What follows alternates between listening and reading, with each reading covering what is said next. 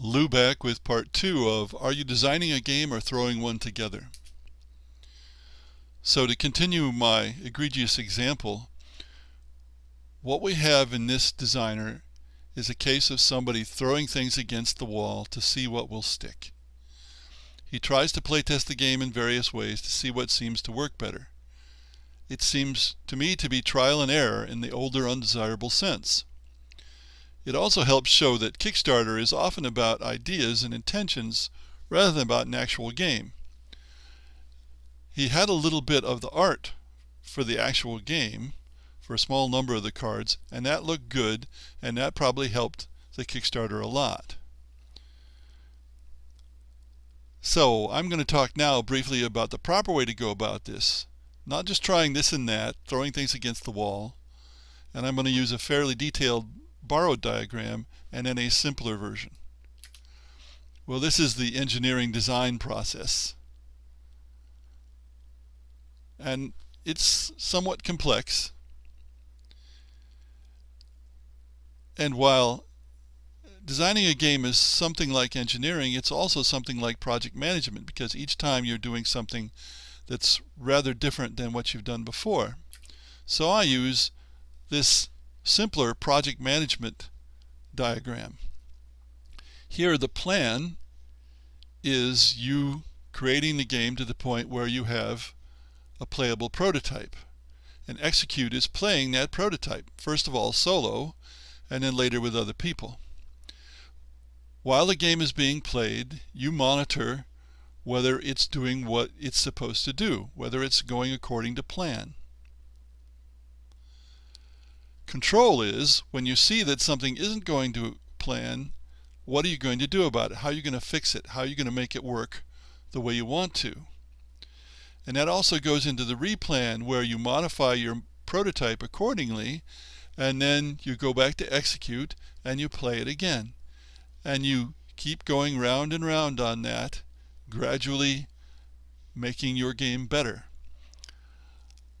I despise the word iterate.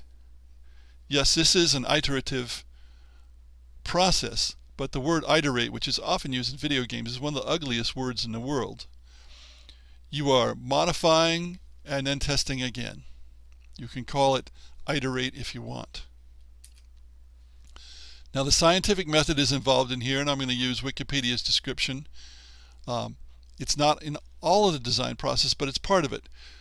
To be termed scientific, a method of inquiry must be based on gathering observable, empirical, and measurable evidence subject to specific principles of reasoning.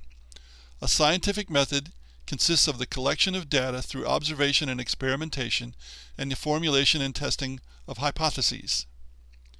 So this is a large part of the replan section, and especially of the monitoring task in game design. But game design is a lot more than that.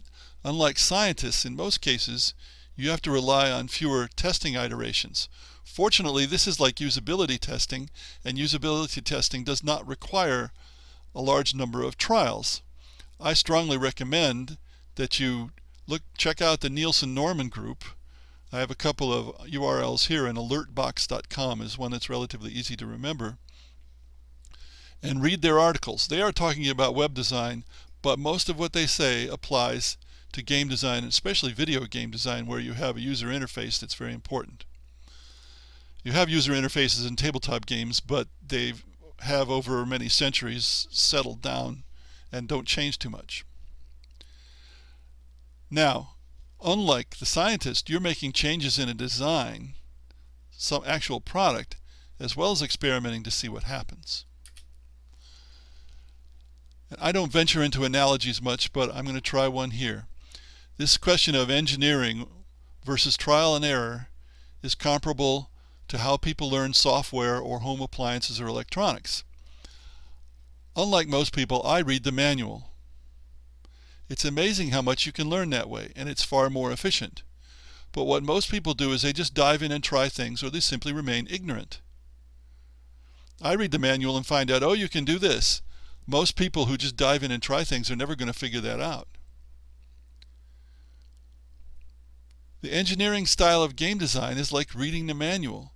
The trial and error style is like diving in and trying things. It's much less efficient. But it is easier, just like not reading the manual is easier. And we can apply this to games too. I read the rules to a game. I would rather read the rules to a game in order to learn it, unlike most people who would rather be taught. Why? Because it may take longer, but I miss less when I read the rules. And I understand the game better when I read the rules, if they're a good set of rules, than when somebody teaches me. I've discussed the whole cycle of testing and moderation at length in my Learning Game Design course on udemy.com. The major point is that you follow a process that relies on solving problems you've identified. You also have to know what kinds of problems might occur, like leader bashing in a card game, or many other problems, and that's why I make so many of my videos, to educate people about those possible problems. Method is important, and trial and error, guess and check, is poison unless you have no choice but to use it. If you rely heavily on intuition or inspiration, more power to you, but that's not something that I want to teach aspiring game designers.